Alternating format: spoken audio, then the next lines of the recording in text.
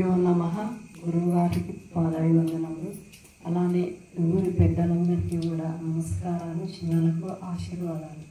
ముఖ్యంగా నేను school teacher, నా పేరు రత్నమాల, నిజామాబాద్ గవర్నమెంట్ స్కూల్లో పనిచేస్తున్నాను. ఇక్కడ బయట గర్ల్స్ అంటే బాలికలకు స్వేచ్ఛ ఉంది. అంటే మన చేదాటి ఎక్కడో సిటీలో మనకు మారుమూల మనకు అనిపించే ప్లేస్లలో చదువుకుంటున్నారు. కానీ మన చేతుల్లో ఉన్నప్పుడు శ్రద్ధాభక్తులతో ఉన్నారు, క్రమశిక్షణతో ఉన్నారు. తర్వాత మన కళ్ళకు తెలియకుండా ఏం జరుగుతుందో తెలియట్లేదు. అంటే ఈ భారతదేశంలోనే మంచి సంస్కృతి ఉంది, సాధువులు కూడా ఉన్నారు, చాలా జ్ఞానులు చెప్తున్నారు. కానీ మన తల్లిదండ్రుల నుంచి అది మనకి పిల్లలకు అందట్లేదు. దానివల్ల కట్టు కానీ బొట్టు కానీ సంస్కారాలు ఏవి కూడా పిల్లలకి తెలియకుండా పోతుంది. ఆ సంస్కారాలు ఇస్తున్న స్వామీజీకి ఒకసారి కృతజ్ఞతలు చెప్పుకోవాలి.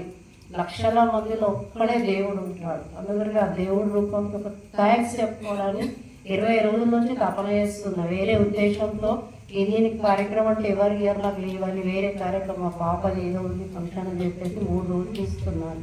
11 రోజులు కావాలన్నాను లీవ్, కన్నా దొరకలేదు. చాలా కండిషన్గా మళ్ళీ 2 నెలల దాకా మీరు అడగొద్దు లీవ్ అని కండిషన్తో ఈ 3 రోజులు ఇక్కడ పట్టించుకొని వచ్చాను. ఇక్కడ ఏం చెప్తున్నారు మరి? నేను అనే జ్ఞానానికి నాకు కొంచెమైనా ఆధారం దొరుకుతుందా? ఇంకా నేను ఇంకా నా ఆశయాన్ని ముందు సాగచ్చా? నా గురువు గారు ఎట్లయినా ఆశీర్వాదాలు కావాలని ఇక్కడికి వచ్చాను.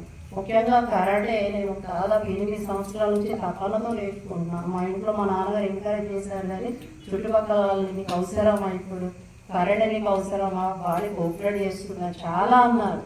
కానీ మా ఇంట్లో మా అందరూ కూడా నువ్వు ఏం చేయాలి, నువ్వు మంచి పని చేస్తున్నావు, ఎంతైనా చేసుకోవాలన్నారు.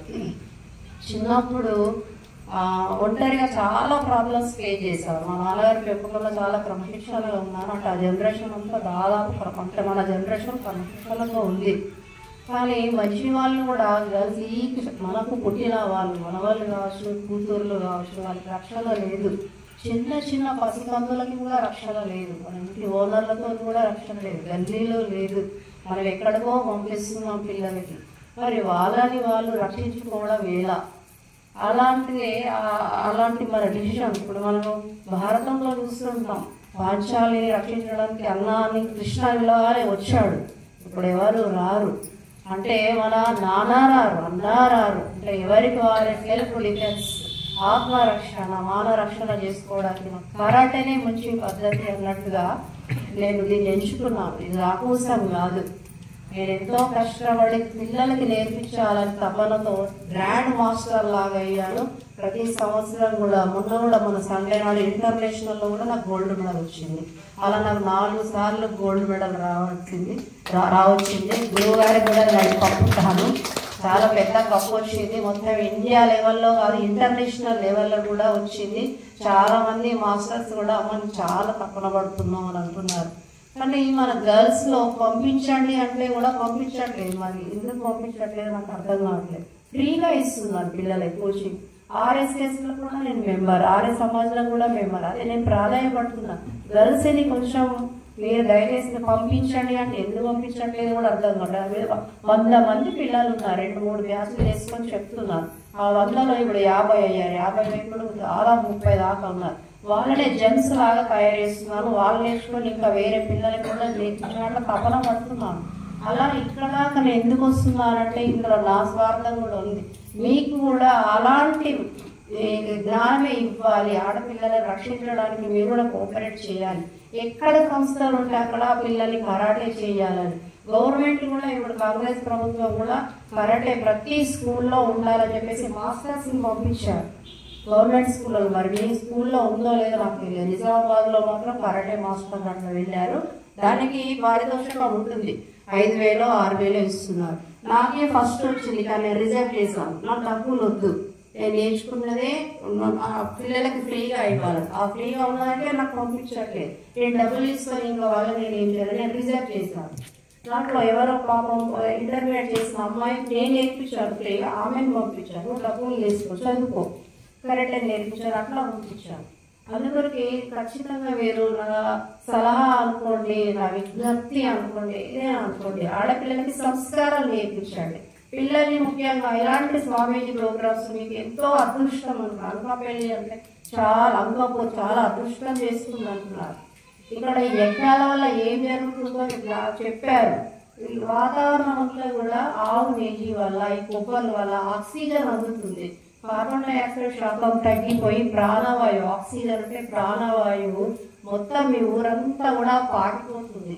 కరోనా టైంలో కూడా నేను విన్నాను, ఎవరో అమ్మ చెప్పారు, స్వామీజీ మాకు ఊర్లో పెద్ద యజ్ఞం చేయించారు, నిజంగా చెప్తున్నా, అబద్ధం చెప్పొద్దు, కరోనా రాలేదమ్మా అన్నారు. ఎంత మంచి పద్ధతి. ఎంతో మంది చనిపోయారు. 15 లక్షల నుంచి 20 లక్షలు పెట్టుకున్నా చనిపోయారు. శవం కూడా దహనం చేయడానికి కూడా ఇవ్వలేదు. మీకు ఇంత మంచి అవకాశం, మీకు ఒకటే విజ్ఞప్తి చేస్తున్నాను. ఇక్కడ నుంచో చాలా ఇబ్బందులు వచ్చాను నేను. నాకు సార్ 2 నెలల దాకా నాకు లీవ్ అడగొద్దని చెప్పారు. ఏమైనా సరే అడగాలి, జ్వరం వచ్చినా అడగాలని చెప్పి ఇక్కడికి వచ్చాను.